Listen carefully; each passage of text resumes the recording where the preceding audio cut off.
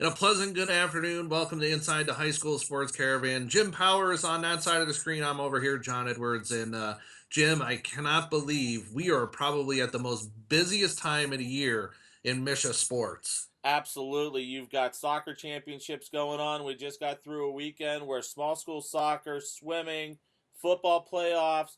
Then you've got basketball starting practices, wrestling starting practices, swimming starting practices for the girls' side. Yeah, it doesn't get any busier than this crossover time here in early November. I would hate to be amiss and not say this, but we want to wish our colleague on the high school sports caravan, Todd Schumacher, all the best this year. He's taken the head coaching position at Chaminade.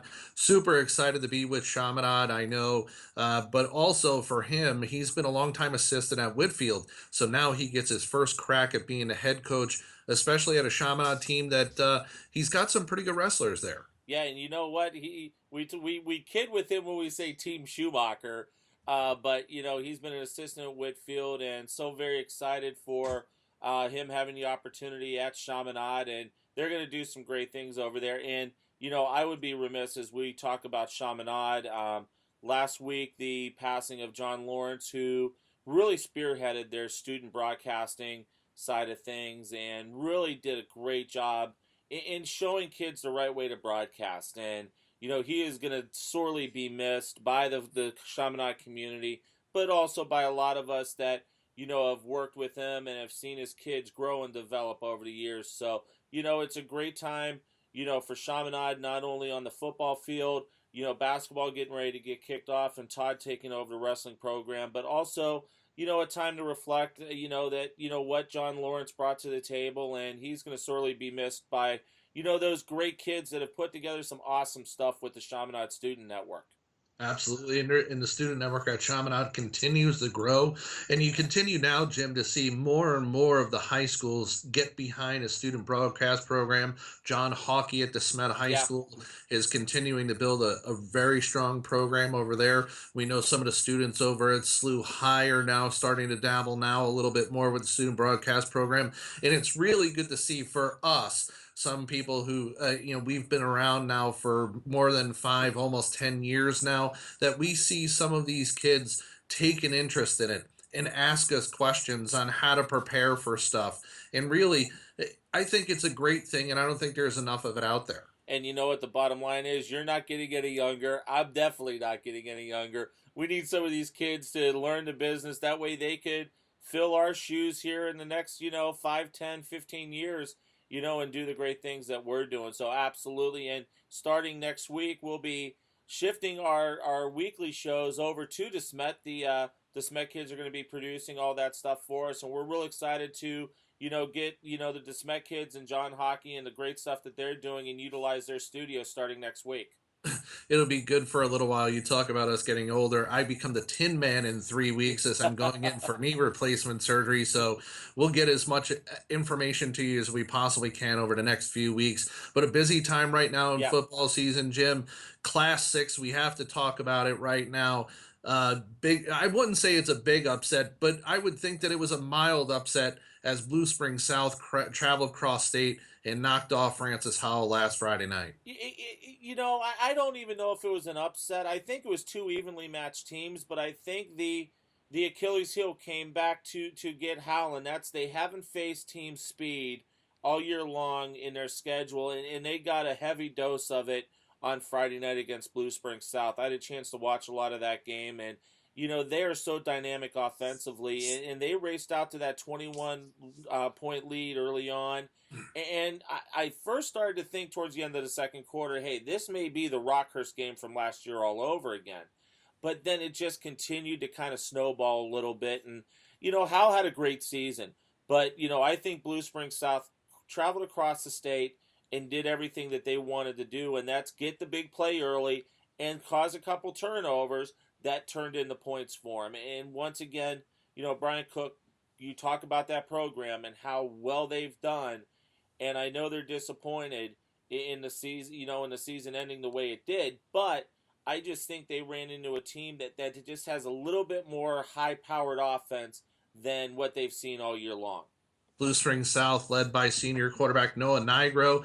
He's 102 of 181 in the passing department, 1,455 yards, 24 touchdown passes, 6 interceptions. But not only is he a threat throwing the ball, but he also runs the ball too. He averages 7.2 yards per carry at 528 yards and 2 touchdowns on the ground. So really, they are a triple threat team because they also have Adam Cofield who can run the ball for him. 9 touchdowns on the ground, over 1,123 yards. But Briley Moore McKinney, 12 Yeah. touchdown passes caught for them, and really, that's a scary kind of offense. And you know, it causes problems for some defenses because defenses, if you can cut down on one guy, two guys, now all of a sudden the game becomes instead of an 11 on 11, it becomes a 9 on 9. And I'd rather take dynamic players out of it.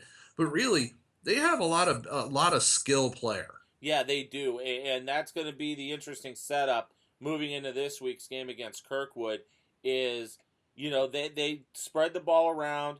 They want to run first. That is their trademark. That's what they like to do, and they use the run to set up the pass, and they do a nice job with it. And they're coming out of that meat grinder over on the western side of the state. When you've got to play Rockhurst, you got to play Lee Summit West, you've got to play Blue Springs, you've got to play those teams, Jeff City. And those are going to get you battle tested to make this run. And they do such an outstanding job offensively in mixing up the run and the pass. But really, they're a run heavy team. They'll pass the ball when they need to, and they call their shots at the right time. And that's what happened on Friday night. 7 players for Blue Springs South with 3 or more sacks.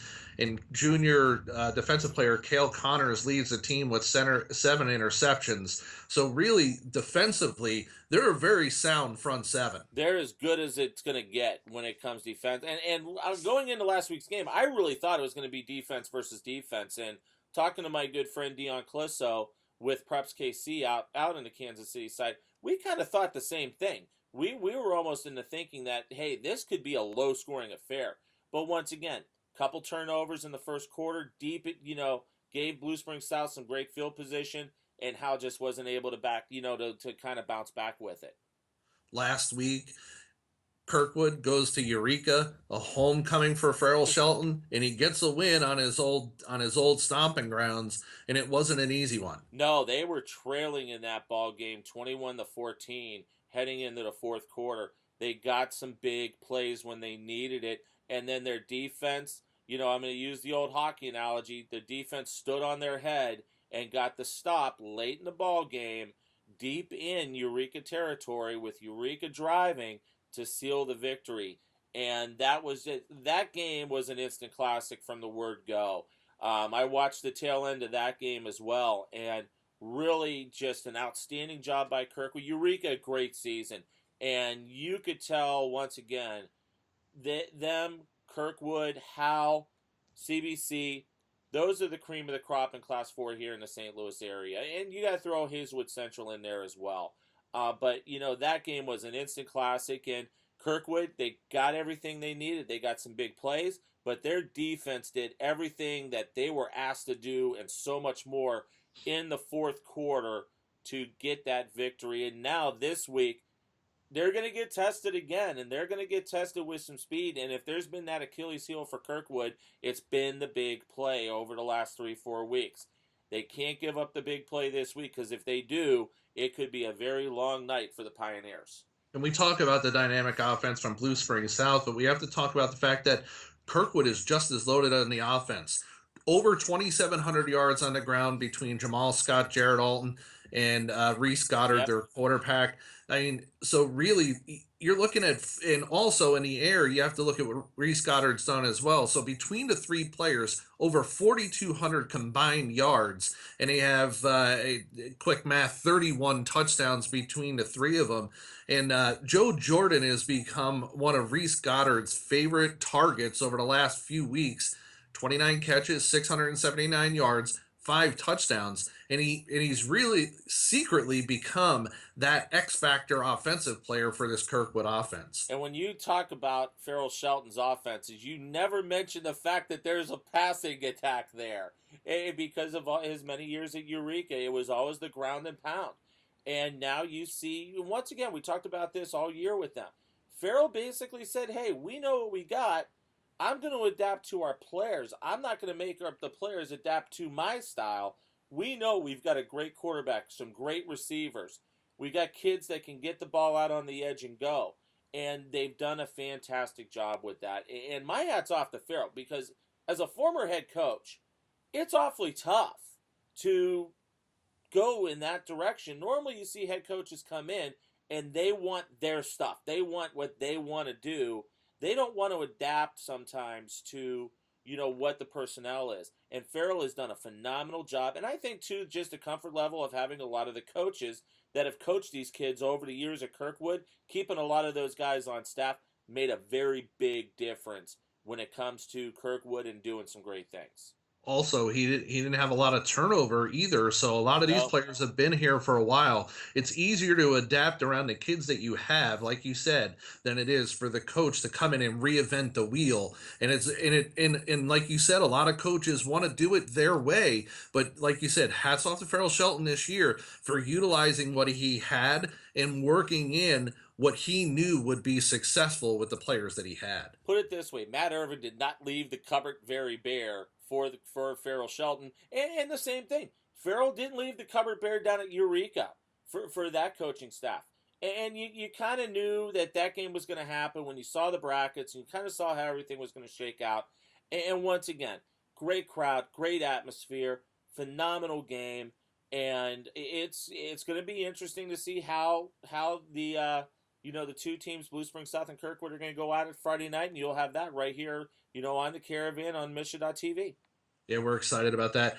Kirkwood's defense is led by linebacker Luke Lowry, 99 tackles and Yeah, 77 sacks on the season. But the X factor for me in this game, if it comes down to special teams, I think Kirkwood has a little bit of an advantage. Ryan Higginbotham, 68 points, second in scoring on the team, 44 extra points on the season, 8 field goals, and the guy's got a leg. We were watching him a couple weeks back in the game against Lafayette warming up where he didn't have any wind and he was kicking from 50. I So we know he has a leg. yeah, I think for you special teams, I think for me it's going to be turnovers. If you don't turn the ball over, I think Kirkwood's got a great opportunity.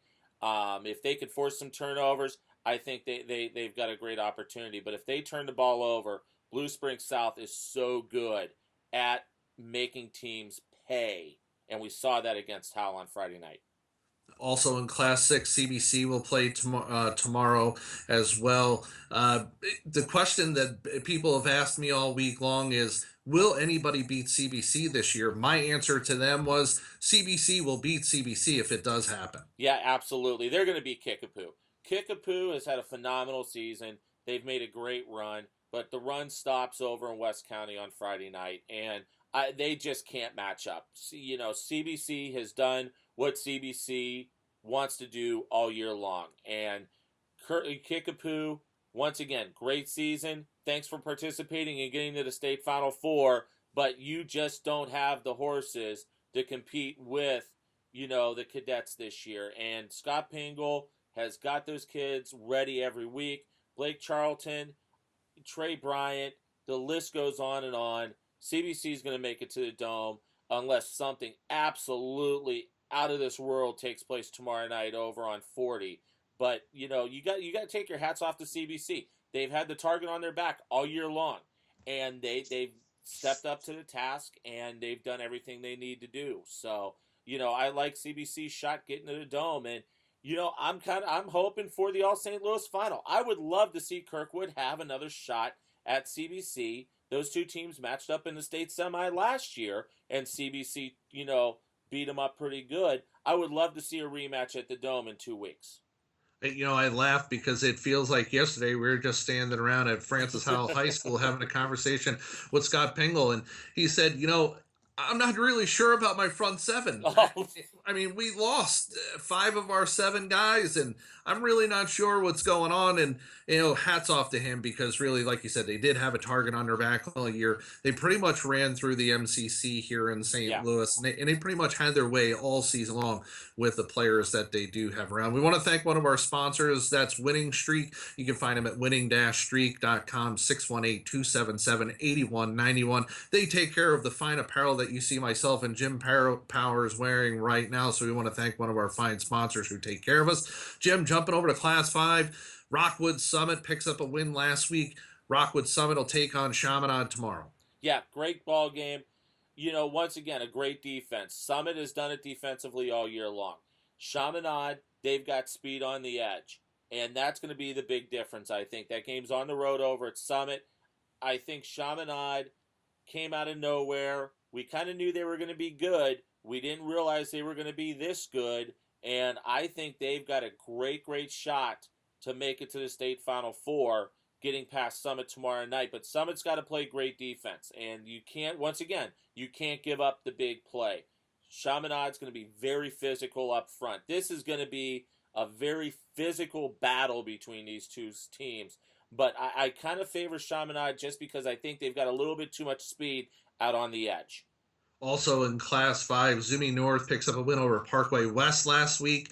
They get to take on Battle this week. I think they're going to have their hands full. Rematch. And once again, you're talking about rematch. You're going to get into the rematch stuff right now. You talk about rematches.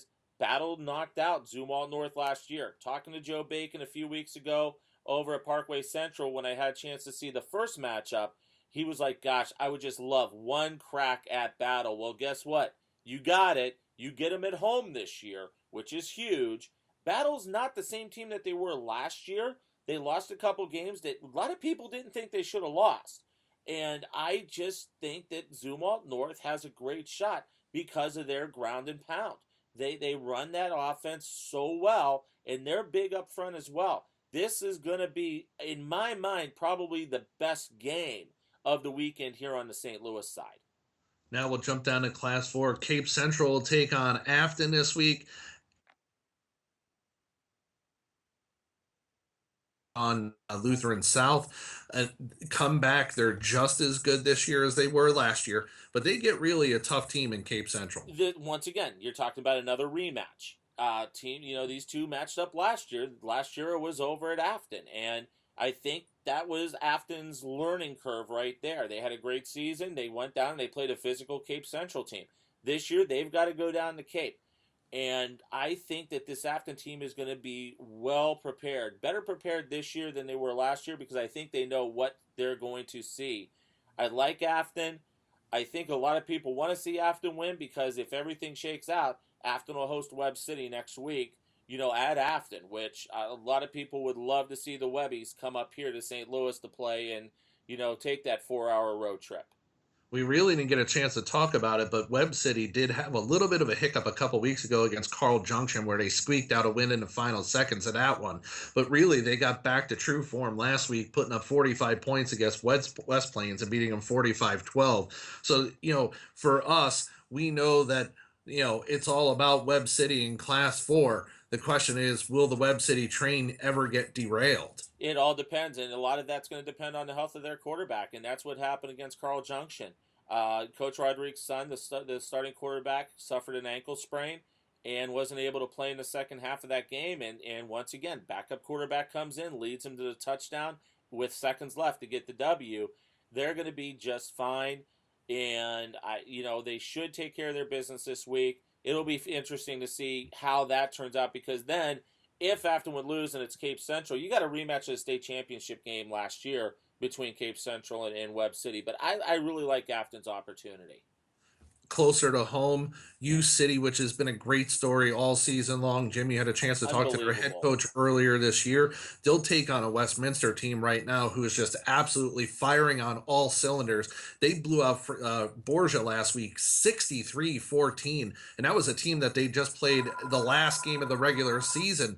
So I'm kind of scared to see what's going to happen offensively between these two teams. You know what? It's been a great year for U City, and Jamison Allen has just done such a tremendous job with that program over the last 2 years. And to get them to say that they're district champs and in the Elite Eight in Class 4 has something to say. But Westminster, you hit it on the head.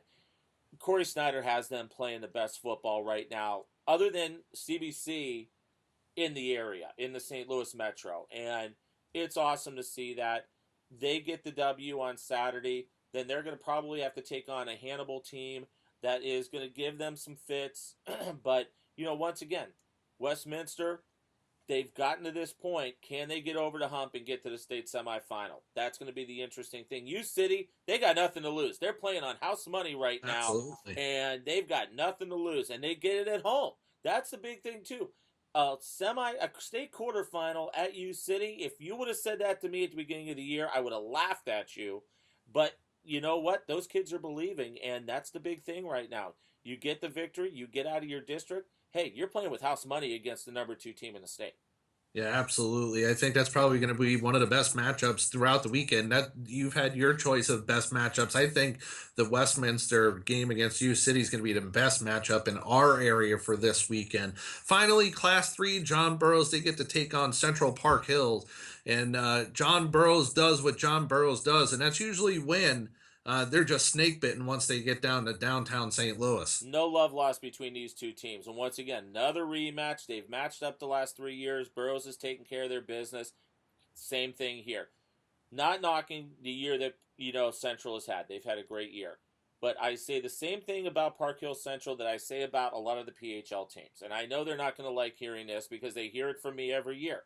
You have to play some better teams in your non-conference schedule. And they're kind of locked into their conference schedule down there to where they don't get a lot of opportunity to play some really high caliber teams.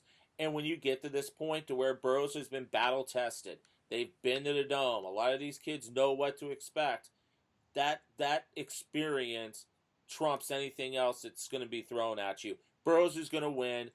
Burroughs, I think, has a shot to get to the Dome. But I think waiting for them on the other side of the bracket, it's going to be Maryville. Another matchup with the Spoof Hounds in a couple weeks if everything shakes out. So it's a busy weekend of sports with state football playoffs. This weekend we have big schools in soccer out at Soccer Park here in the St. Louis area. It's just a busy time. Signing day, early signing period was yesterday. Yep. No big surprises with some of the players that are out there that were signed. We knew Jason Tatum's going to go to Duke. Cook is going to go to I think he was going to Kansas State. Is that correct? Cook's going. I think Cook's actually going up north to Iowa. I think that's where he Okay. ended up. I knew it was one of those Yeah. schools in that Midwest area, but really no big surprises. And Xavier Sneed's is going to take a ride out to. Oh man, I'm having a brain. I just read the article. That's the sad part. But a big time. Good. It's a good time for these kids now Yeah. because a lot of these kids have played against each other for so long, and now they're going to be able to finish up their senior years, and they're going to be able to go to that next level. And really, a lot of the kids that we saw play big time sports in the St. Louis area are going somewhere to play big time sports. Whereas Absolutely. Blake Charlton's going to Mizzou, he's going to play baseball there. Trey Bryant, who verbally committed to K State, is now committed to Nebraska. So you're looking at a lot of different things going on in the St. Louis area, and another wave of kids right behind them. Probably not as good as class of 2016, but another wave of kids right behind them. This class of 2016, John, is just unbelievable in all sports, and they've been so much fun to cover over the last 4 years, and it's going to be a lot of fun to cover them, as they move on and they, into their future endeavors. But yeah, this is a great time. And before we wrap up, soccer this weekend, DeSmet Howe playing in the Class 4 semifinals on Friday, and also Webster Groves looking to defend their state championship in Class 3. Also St. Dominic's, in Class 3. So some great games out at Soccer Park this weekend. Jim, as always, a big time for us. It's great to catch up with you again. We'll do it next week at the SMED as we wrap up this weekend's round of playoffs and we start to talk a little bit more about basketball season and what's coming on tap this season. I can't wait, brother. It's going to be a lot of fun. For Jim Powers, John Edwards, thanks for tuning in to Inside the High School Sports Caravan. We'll see you next week. Have a good weekend, everybody.